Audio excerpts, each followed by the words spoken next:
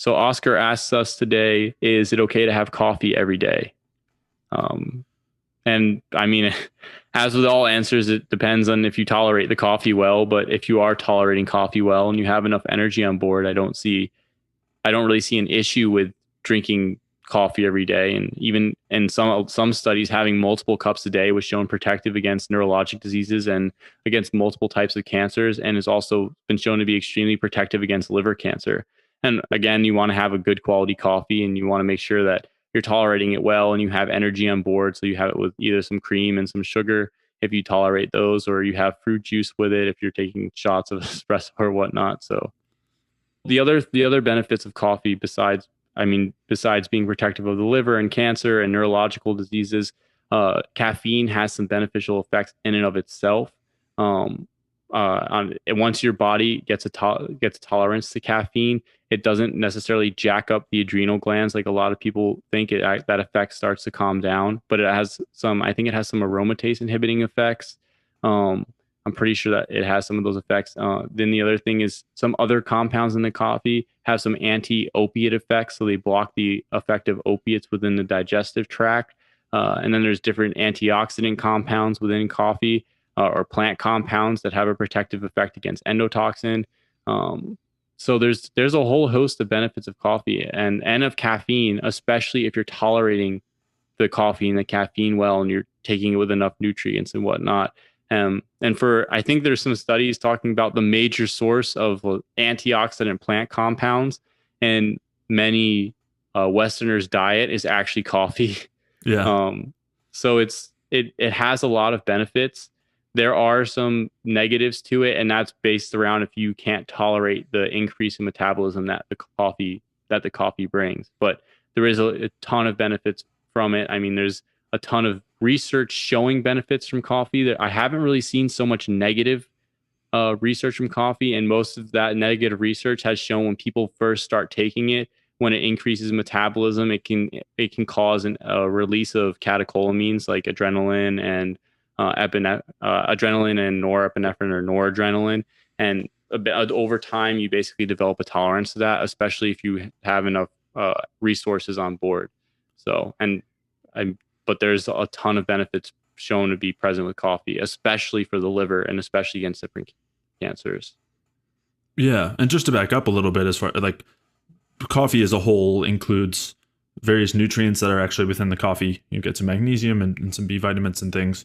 You have various polyphenols, which you mentioned, coffee being the largest or most concentrated source or main source of antioxidants and polyphenols and bioflavonoids in the average Western diet, which I've seen that as well.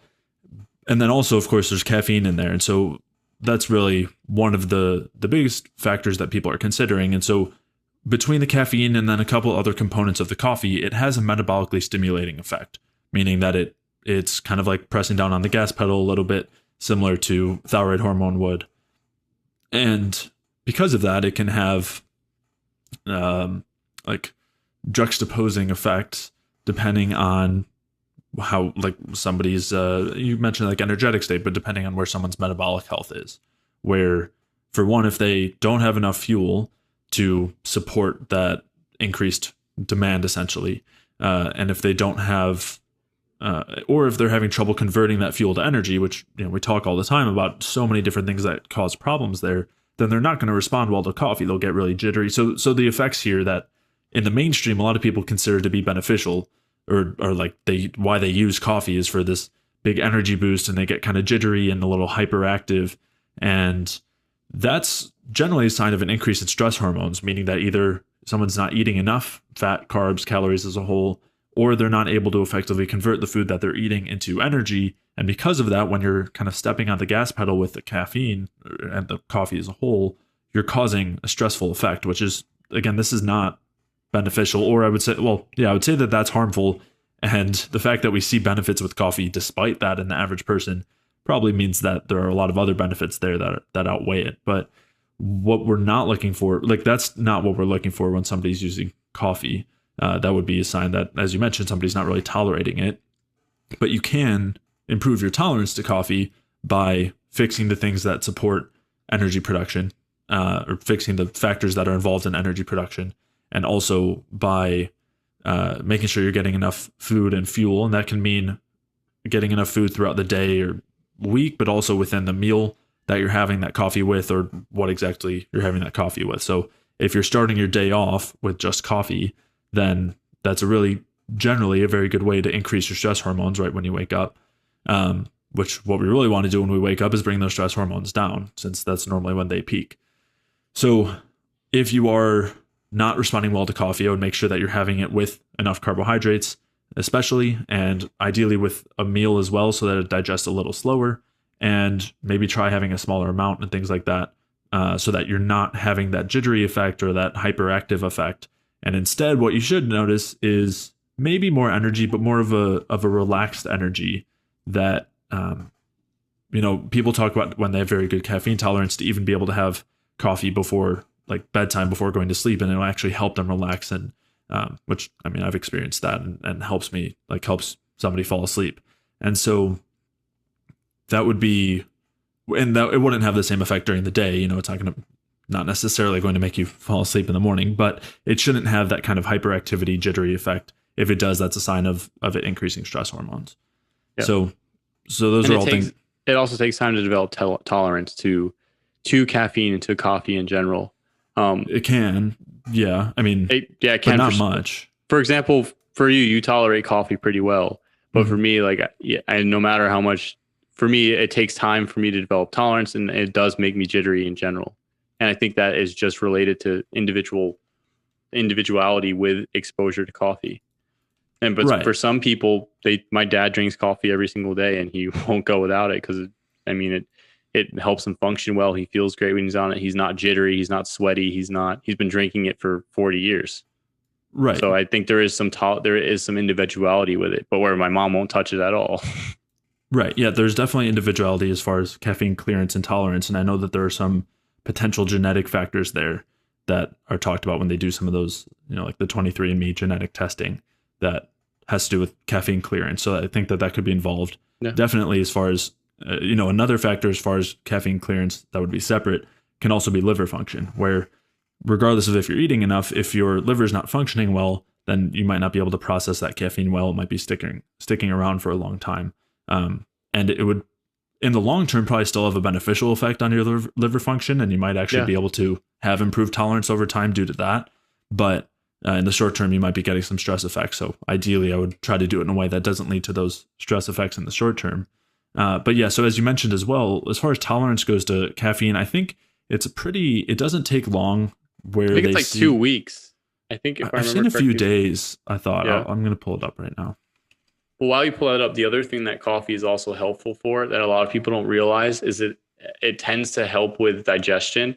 Mm-hmm. So it can stimulate. I think it stimulates gallbladder contraction. It stimulates stomach acid production. And then it also can stimulate, for a lot of people, bowel movement. So it can help with increasing bowel regularity. And specifically in some certain doctors' points, like in some like Max Gerson talks about, or even Dr. Pete talks about the importance of bowel regularity. And then when we think about it in general, talking about bowel regularity and whatnot, it's exposure to endotoxin. And coffee also has some protective effects against endotoxin directly. And that's not only through the plant compounds, but through caffeine and other compounds within the coffee itself. So there's a lot of benefits to coffee. I know the mainstream media likes to belabor the negative effects of it, but there is a lot of benefits with coffee, especially with tolerance. And I haven't really seen many negative studies with coffee, just besides the increase in catecholamines in people who are coffee naive. Mm-hmm. Right. Just basically before they've adjusted, or also probably before they're not eating enough with it and having some metabolic issues. But yeah, it definitely does have some noteworthy effects on gut health. It's been shown to improve symptoms in people with IBD and colitis, and lower serotonin production in the gut, protect against various forms of damage gut-wise, and then also, as you said, protect against endotoxin, especially in the brain, and also stimulate stomach acid production. So it's definitely really helpful as far as the gut goes. And as far as the brain goes, it's generally very protective, reduces inflammation, and improves the integrity of the blood-brain barrier. It's all around. I think Yeah. Ray Pete has called it an adaptogen, or I think he actually refers to it as a nutrient, as if like any other vitamin or mineral. Which I mean, according to like his criteria for it, or the criteria for those things, that may as well fit that definition. And I did just find that study. It was showing that there's the adaptation to caffeine and tolerance took only about 4 days. But of course, a lot of that, as you mentioned, is going to be individual. Yeah. Yeah. So, and the other thing I want to point out for some people is some people mention that they tolerate actually pure caffeine better than they tolerate coffee. And so while coffee has caffeine in it, it also has, like I mentioned previously, a compound that inhibits or has like an anti-opiate effect.